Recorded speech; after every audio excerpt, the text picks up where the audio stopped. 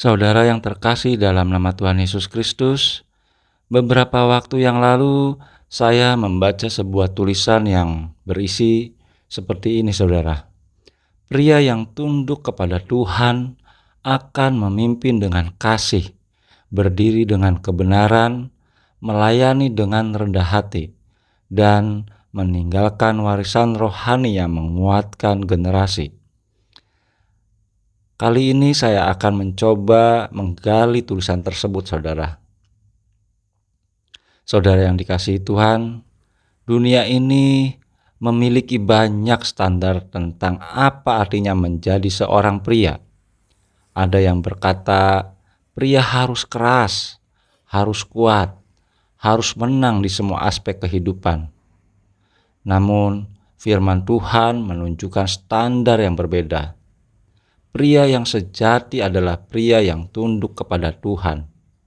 Ketundukan kepada Tuhan bukan suatu kelemahan.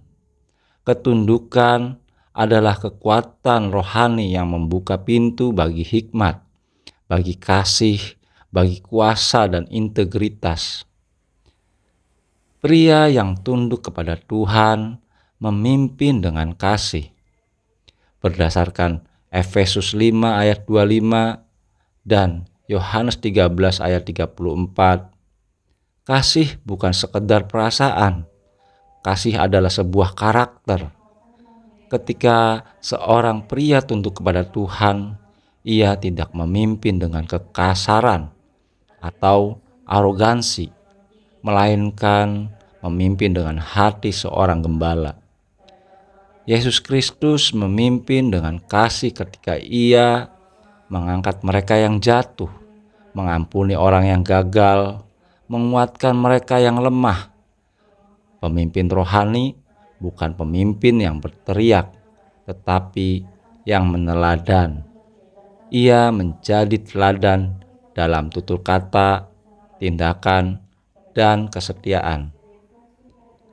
Pria yang tunduk kepada Tuhan berdiri dengan keberanian.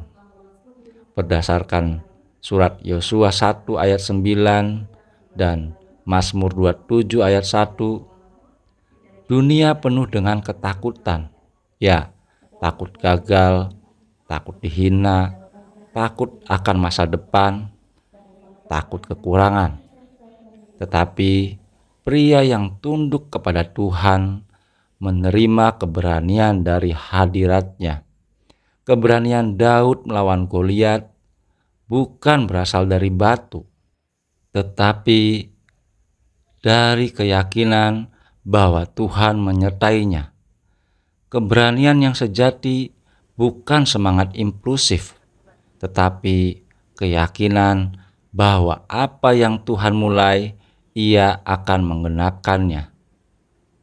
Pria yang tunduk kepada Tuhan melayani dengan rendah hati. Berdasarkan surat Filipi 2 ayat 5-8 dan Yohanes 13 ayat 14. Pria dunia ingin dihormati, pria rohani ingin melayani. Kristus Raja segala raja membasuh kaki para murid-muridnya. Tindakan itu bukan kelemahan, saudara. Itu adalah kekuatan terbesar. Pelayanan bukan soal posisi.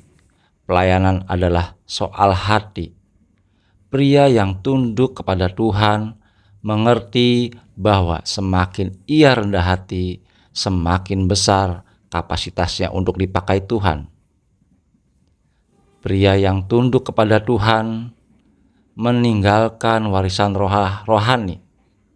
Berdasarkan Mazmur 112 ayat 1-2 dan Kejadian 18 ayat 19, warisan rohani jauh lebih bernilai daripada harta. Harta bisa habis, warisan rohani menguatkan generasi. Warisan rohani itu berupa nilai hidup, keteladanan iman, kesetiaan kepada Tuhan, karakter yang serupa dengan Kristus Yesus. Doa yang terus teringat di hadapan Tuhan. Abraham disebut bapa orang beriman, bukan karena kekayaannya, tetapi karena imannya yang diwariskan olehnya. Pria yang tunduk kepada Tuhan tidak hanya hidup baik, ia meninggalkan dampak kekal. Saudara yang terkasih, dunia membutuhkan pria yang tunduk kepada Tuhan, pemimpin yang mengasihi, pribadi yang berani, hamba yang rendah hati, bapa rohani yang meninggalkan warisan iman kepada anak-anaknya.